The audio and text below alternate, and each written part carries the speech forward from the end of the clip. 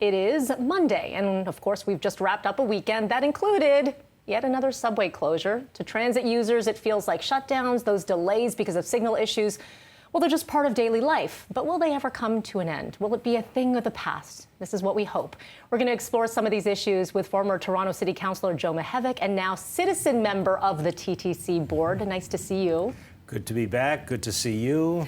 Let's talk about a citizen member. For those that aren't aware of how the board operates, what does it look like to be a citizen member, and what is your role? Well, it's a new role for me. I sat on the TTC for about 20 years of my 28-year political career. And when I sat on it, it was only elected folks that were on. Now it has shifted, and about half, one less than a majority, are citizen members, the other half are elected folks. So I imagine my role will be a little bit different. I don't think we're going to be the drivers. We don't have the democratic backing that, say, a councillor would have or the mayor would have. But I think we're there to provide a kind of an outside opinion, maybe in my case with some history. We're not there driving the bus, but we're assisting the bus drivers, which is the chair, the mayor, and the elected folks that sit on the commission. Our role will be more supportive than it is directive. With that being said, you have, as you mentioned, a broad history when it comes to the TTC, being with the board as a councillor, but also your father worked with the TTC. So you've grown up with it through the generations. You've seen changes through the generations. So if you were to look back into the history books and then you fast forward to 2025, how do you see the system and how it has evolved?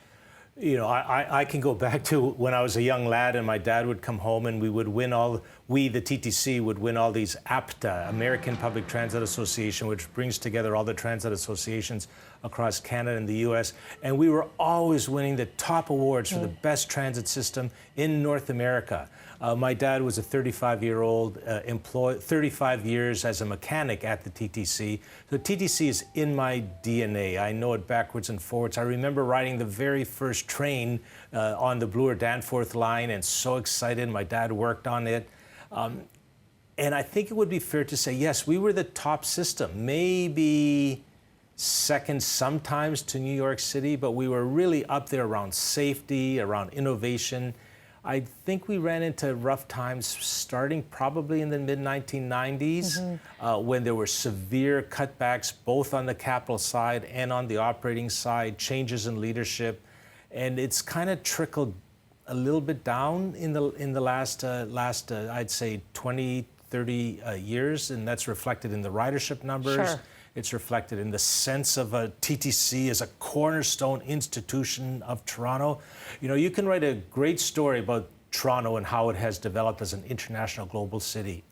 One big chapter in that book would be the role of the TTC in making this the great city that it is. You mentioned a number of things, including ridership. That has changed. The face of Toronto has changed. The numbers have changed. Technology, we're seeing them trying to crack down a bit on fare evasion because that has been something.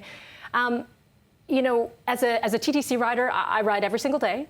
And I understand the frustrations, when there's a weekend shutdown or signal issues or sometimes unexplained issues. Do you see the Transit Commission turning things around in the near future?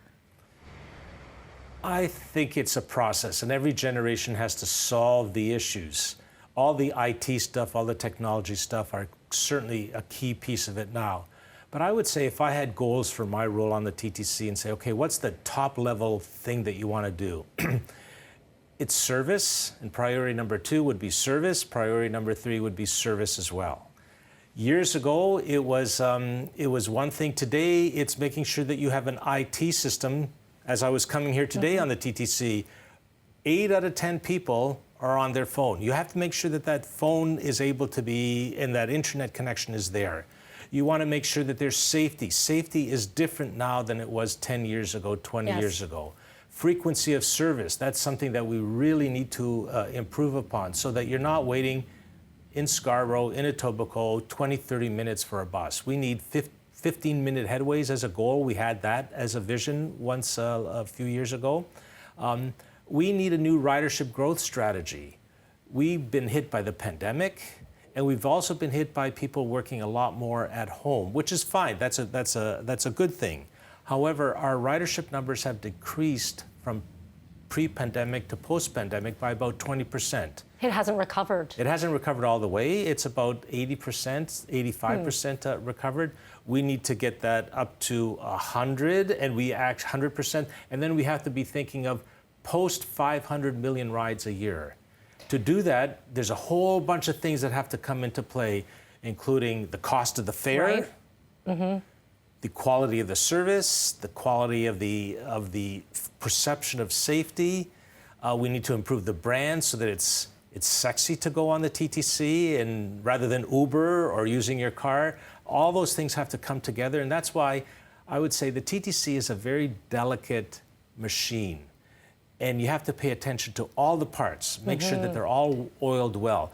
When there's construction happening, St. Patrick's Station is a great example. It is ugly because they were reconstructing the inside, but that's been going on not for 1 year, 2 years, but it's got to be at least 5 years. Been some time, yes. So those kinds of things have to be fixed, and we have to sort that out. Well, it sounds like there is a laundry list here and a wish list, but appreciate you bringing your historical background to your role as citizen member. Joe Mihevc, thank you for your time. Thank you so much.